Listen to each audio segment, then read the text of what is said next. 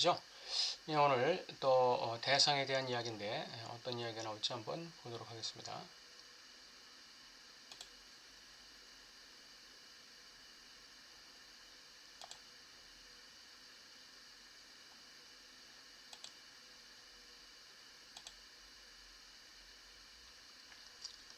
예, 원인으로서의 대상의 위치. 오늘 저는 여러분에게 제가 대상 A라고 명명하도록 가르쳐 온 것에 대해 몇 가지를 말씀드리고자 합니다. 제가 지난 시간에 불안에 관해 제시한 격언, 즉 불안은 대상 없이 존재하지 않는다. 이게 명제였죠.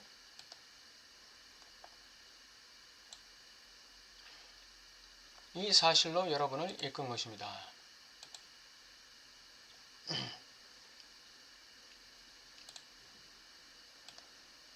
불안은 대상 없이 존재하지 않는다.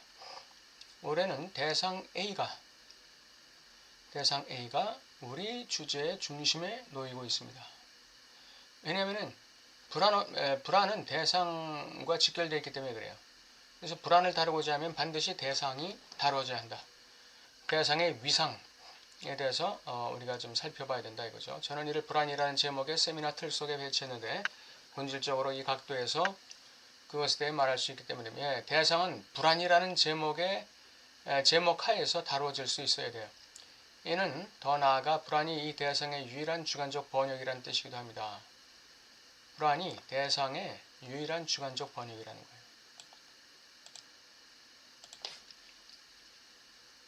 그러니까 내가 무엇에 불안한가, 내 불안이 어떤 불안인가에 대한 무의식적 탐색을 반복해서 해야 되겠죠. 그래야 내 대상이 명확해지겠죠. 여기 등장하는 A는 사실 오래전에 도입된 것입니다. 그것은 욕망이 지지하는 환상의 공식 속에 선언되었었죠. 결여된 주체는 대상을 지향한다. 이게 욕망의 환상 공식이죠. 또는 환상의 욕망 공식이다. 이렇게 얘기합니다. 즉 결여된 주체의 대상 A에 대한 욕망입니다. 이게 불안과 직결되어 있다는 거예요. 제가 말씀드릴 첫 번째 요점은 지금까지 제 말을 들어본 분이라면 스스로 숙지할 수 있는 추가적인 세부사항을 덧붙이는 것입니다. 오늘 그것이 강조하는 것이 불필요하다고 생각하지 않습니다. 뭔가 이제 추가적으로 뭔가 좀 덧붙일 말이 있었던 것 같아요. 여기서 명확히 해야 할 것은 하나의 신구에 관한 것인데 이는 우리의 경험 구성에서 주체 구조에 전적으로 강조점을 두는 관점. 주체 구조에 전적으로 강조점을 두는 관점. 일종의 주관주의적 관점에서 비롯된 것입니다. 욕망은 주관적인 것입니다. 불안도 주관적인 것이에요. 대상도 주관적인 것이죠. 그게 왜 그러냐? 주체의 주관적인 구조에서 나오는 것이기 때문에 그렇습니다. 주체의 주관적 구조. 이러한 전개 방식은 현대 철학 전통이 후소를 중심으로 한 사조 안에서 의도성이라는 기능을 부각시키며 극단적으로 밀어붙인 것이며 그 결과 우리는 일반적으로 욕망의 대상이라 불리는 것에 대해 오해에 갇히게 되었습니다. 그러니까 이 하나의 신기루적인 이 해석이 있었는데 그는 후소를 중심으로 하는 현대 철학 전통에서 의도성을 가지고 만들어낸 이론이다 이거죠. 그것이 뭐냐? 주체 구조에 전적으로 강조점을 두었다. 여기서 말하는 주체 구조는 의식적인 구조가 되겠죠. 주관적인 관점, 주관주의적 관점. 이거는 그 무의식적 구조는 아니죠. 철학이 얘기하는 구조는 무의식적 구조가 아니에요. 의식의 구조지. 그것은 의도성을 가지고 있는 것이죠. 그 결과 우리는 일반적으로 욕망의 대상이라 불리는 것에 대해서 오해에 갇히게 되었습니다. 욕망의 대상이 과연 의식 차원에서의 욕망의 대상이냐 이거죠. 의식 차원에서의 욕망의 대상이냐. 락강은 거기에 대해서 질문한 것이죠. 이게 철학 전통이 우리에게 주는 유산이에요. 과연 욕망의 대상이라고 하는 것이 의식적 차원의 욕망의 대상이냐? 실제로 우리는 어떤 사고든 반드시 무언가를 향하지 않는 한 지성작용은 없다고 배워왔습니다. 어떤 사고든지 반드시 지성작용을 할 때에는 거기에는 대상이 있다. 또는 무언가를 지향한다. 이는 관념론이 현실로 다시 나갈 수 있는 유일한 출구처럼 보입니다. 그러나 욕망의 대상을 이런 식으로 이해할 수 있을까요? 예. 어떤 사고든지 지성작용을 할 때에는 무언가 대상을 목표로 한다는 이거죠. 근데 욕망의 대상도 이런 식으로 지성작용의 어떤 목표, 지성작용의 어떤 초점, 관역으로 볼 수 있을까? 욕망의 사태란 과연 이런 방식일까요? 질문을 던지는 거예요. 락강이. 우리 각자 안에 존재하며 직관을 요구하는 청취의 수준에 관하여 묻고자 합니다. 욕망의 대상은 그거, 청취의 주체 앞에 놓여 있는 것일까요? 이것이 바로 여기서 문제가 되는 신기루입니다.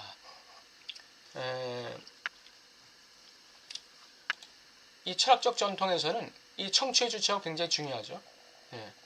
청취의 주체가 굉장히 중요한데 이 정신분석, 무의식을 강조하는 무의식의 그 언어 구조를 강조하는 프랑스 락강 정신분석적 그런 그 분석에서는 뭐가 강조돼야 할까요?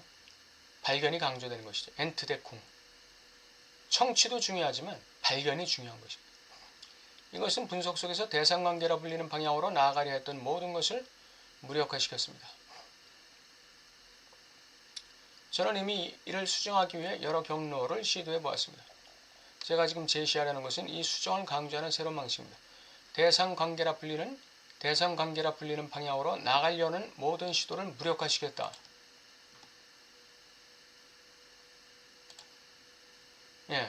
뭐가 그렇습니까? 욕망의 대상은 청취의 주체 앞에 놓여 있는 것일까요? 이 질문이 바로 대상관계라 불리는 방향으로 나가려 했던 모든 걸 무력화시킨 거예요.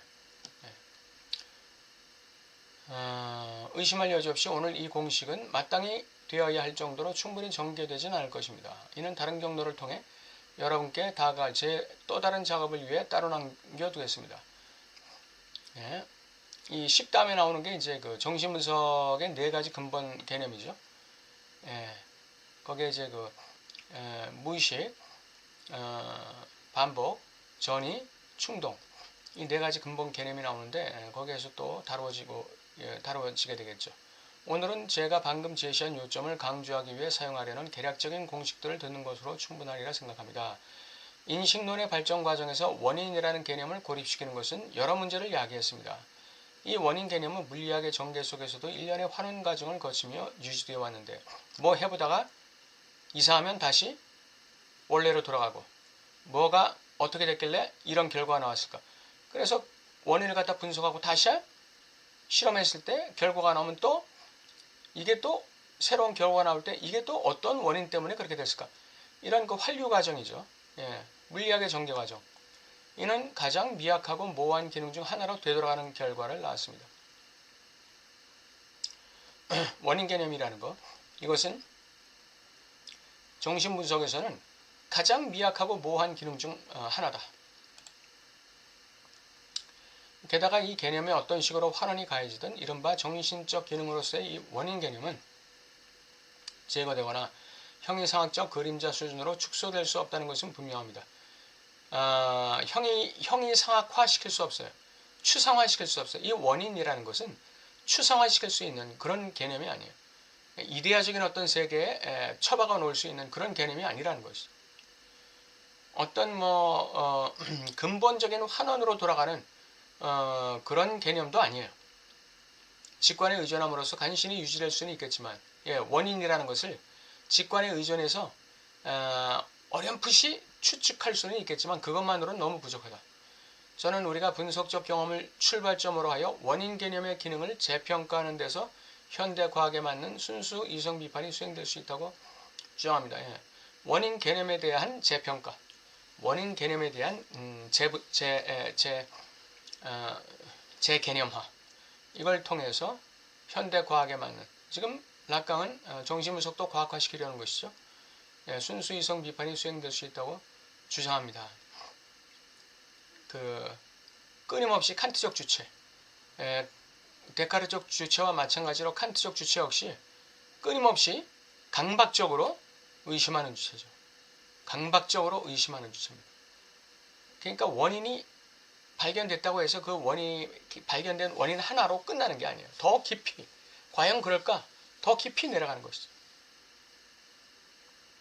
대상에는 인식작용의 지향성, 즉 물리학이나 이 철학에서 시행하는 이 인식작용의 지향성, 즉 노에시스의 지향성과 유사한 어떤 것 안에 위치하는 것이 아닙니다. 예, 이 의식 차원에 속하는 것이죠. 그리고 욕망의 지향성과도 다릅니다. 예, 욕망의 지향성과도 다릅니다. 왜 그렇습니까? 욕망의 지향성과 다른 이유가 뭐죠? 대상의 A는 욕망의 대상 아니에요. 근데 어떻게 욕망의 지향성과 다를까요? 그것은 바로 욕망의 원인이기 때문에 그렇습니다. 욕망의 원인으로 개념화되어야 하기 때문에 그래요. 욕망의 원인, 대상 A라는 건 욕망의 원인으로 개념화되어야 되는 것입니다. 욕망의 대상 이전에 욕망의 원인으로 개념화되는 거예요. 그러니까 원인으로서의 대상이 욕망의 지향성을 결정하는 것이죠. 원인이 지향성을 결정하는 것이에요. 그러니까 원인으로서 작동하지 않는 어떤 욕망의 지향성, 이 원인이 중요해요. 욕망의 원인이 중요해요. 이 욕망의 원인. 욕망의 원인으로서의 대상이 욕망을 어떤 지향성을 갖게 만든다는 것이죠. 이 욕망의 원인이 빠져 있다면 욕망의 지향성과 대상은 아무 상관이 없다 이거죠. 앞서 말한 비유를 다시 가져오자면 이 대상은 욕망의 뒤에 존재하는 것입니다. 이 대상에 의해서 하나의 차원이 나타나는데 이는 주체이론 속에 회피되어 왔기 때문에 전체적인 조정체계의 결핍을 낳았습니다. 이 조정체계는 인식이론, 즉 인식론으로 중심을 드러냅니다. 이와 마찬가지로 이 대상의 기능이 요구하는 구조적 위상학적 참신함은 프로이드의 공식들, 특히 충동에 관한 공식들에서 완전히 감지됩니다. 이 대상은 충동, 프로이드가 얘기하는 공식 중에 충동에 관한 공식, 슬래시 S, 다이아몬드, 라지 D죠. 주체는 충동. 이 원래 D는 요구인데 이 충동이라고 표현하기도 합니다. D는 두 가지, 드라이브, 또 하나는 디맨드. 그래서 이 대상은 그 욕망 뒤에 존재하는 것인데, 욕망 뒤에 존재한다는 것, 이 말이 무슨 말이냐면 이 욕망 뒤에 존재한다. 이것이 무슨 말이냐?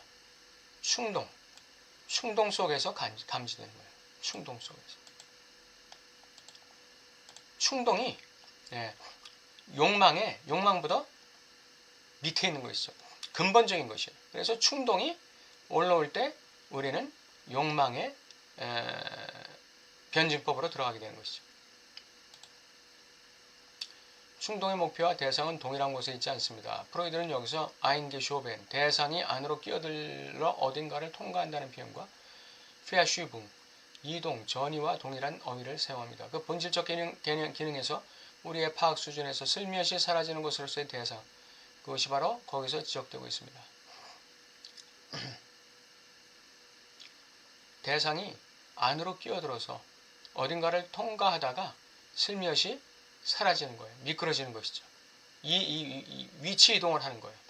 그게 바로 대상이다 이렇게 얘기합니다. 충동의 목표는 뭡니까? 충동의 목표는 주체의 결여가 되겠죠. 주체의 결여로 들어가는 거예요. 주체의 결여로 들어갈 때 그것이 이제 이 쥐상스를 발휘하는 것이죠. 그 다음 대상은 뭡니까? 이거는 X예요. X. 충동의 대상은 그냥 X예요. 그냥 그 하나의 어떤 반환점이나 마찬가지고, 대상은 도달하기 위해서 설정된 게 아니라 돌기 위해서 설정된 것이죠. 충동은 계속 대상 주위를 도는 것이죠. 그 도는 데서 쥐상스가 오는 것이죠.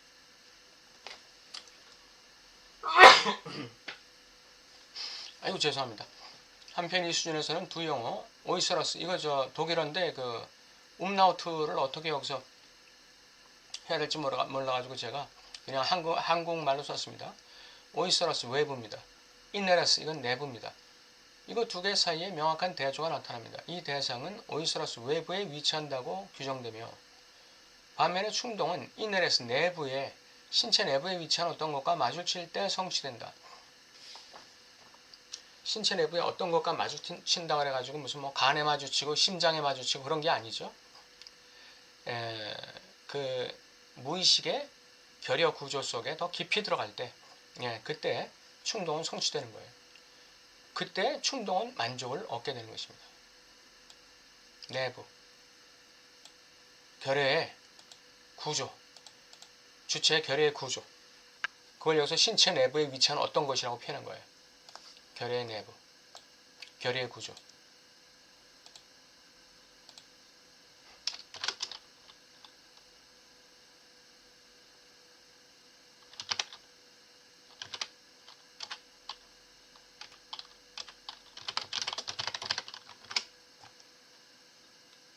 주체 결여예요.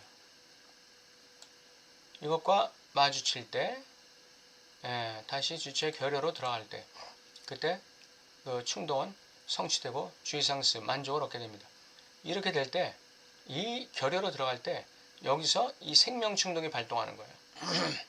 결여를 극복하고자 하는 생명 충동이 발동해서 충동을 다시금 대상을 향해서 밀어붙이는 것이죠. 그러면 충동의 에너지가 올라가서 대상 주위를 돌아서 다시 결여로 들어오는 것이죠. 이게 충동의 원한이에요. 돌면서 주의상스가 오는 것이죠.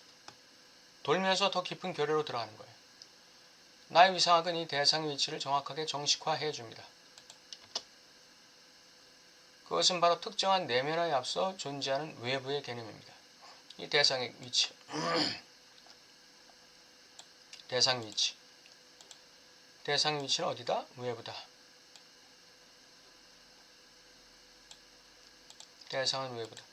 이 외부는 A 안에 위치하며 주체가 아직 거울 속 형상으로 자신을 파악하기 전 타자의 장소에 위치합니다.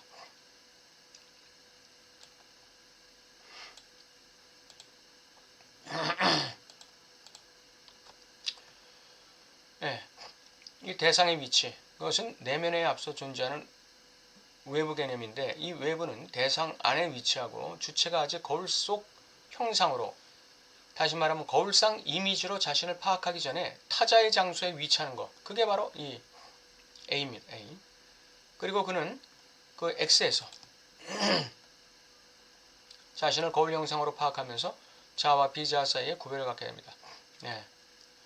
그 거울상이 이제 형성될 때, 그때 이제 그 거울상이 내면화될 때 그게 이제 자아가 되는 것이죠. 예. 그리고 그 자아가 아닌 것이 비자아로 구별되는 거예요. 자, 거울상, 그 다음에 내면화 과정을 거쳐서 이 이상적 자아가 형성되는 것이 I-A가 형성되는 것입니다. 대상 A는 그 전에 벌써 있었고 그것이 이러한 전이 과정을 통해서 보다 더 구체화되는 거죠. 대상이 보다 더 구체화되는 거예요. 그 X가 보다 더 구체화되는 것이죠. 원인이라는 개념은 어떤 내면화 이전의 외부, 대상의 자리에 속한다. 원인은 대상의 자리에 속한다. 내면화 이전의 외면, 대상의 자리에 속한다. 원인, 그것은 대상의 자리에 속한다. 이 욕망의 원인 아닙니까? 이게. 이를 형상화하기 위해 제가 페티시란 개념을 사용한 것도 우연이 아닙니다. 바로 이 지점에서 욕망의 원인으로서의 대상의 차원이 드러나기 때문입니다. 욕망의 원인으로서의 대상. 이게 오늘 핵심입니다. 욕망의 원인으로서의 대상.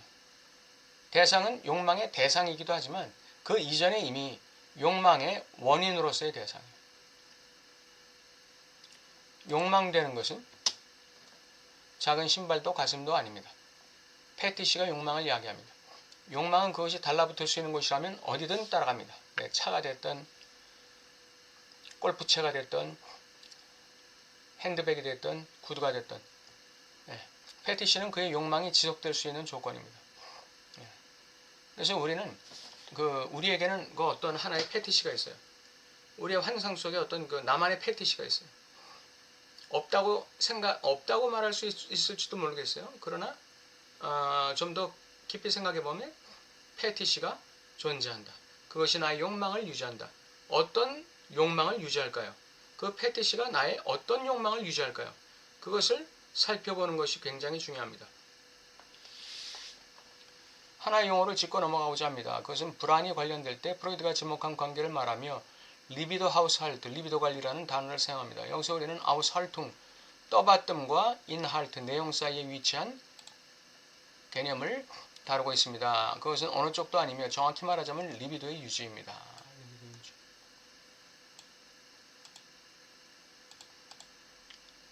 원인, 욕망의 원인은 리비도를 유지하게 만든다.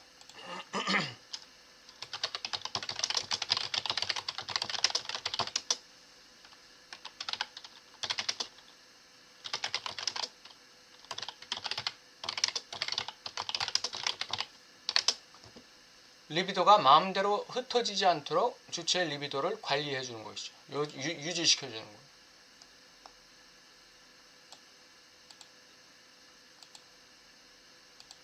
다시 말해 오늘 제가 여러분과 논의한 이 대상과의 관계는 불안의 신호기능으로서의 대상, 리비도 유지의 방해라는 무엇과의 관계 사이의 통합을 가능케 하는 것.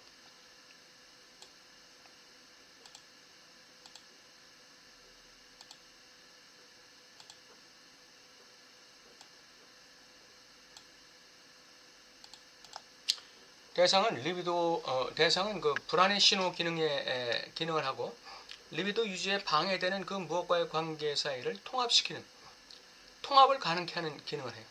이게 리비도 유지야. 리비도 유지라는 것은 리비도 유지를 방해하는 그러니까 리비도가 흩어지게 하는 것을 갖다가 통합시키는 거예요. 그게 대상 A가 하는 기능이다. 제가 패티시에 대한 언급을 통해 욕망의 대상으로서의 대상에 대한 두 가지 가능한 관점 사이의 중대한 차이를 충분히 설명했고 왜 제가 A를 본질적인 선행의 위치에 놓는지를 납득시키는데 성공했다고 가정한다면 이제 저는 여러분이 우리의 연구가 어디로 향하고 있는지 이해하기 바랍니다. 이제는 그 욕망의 원인인 대상 A를 통해서 욕망의 방향이 설정되겠죠. 욕망의 어떤 초점이 만들어지겠죠. 그 다음에 그것을 내가 이루어야 한다는, 소유해야 한다는, 도달해야 한다는 어떤 불안이 생기겠죠. 그리고 거기에 대한 리비도가 집중되겠죠. 이것이 원인으로서의 대상의 위치가 되겠습니다. 오늘 원인으로서의 대상의 위치에 대해서 살펴봤습니다. 다음 주에 또 뵙겠습니다. 감사합니다.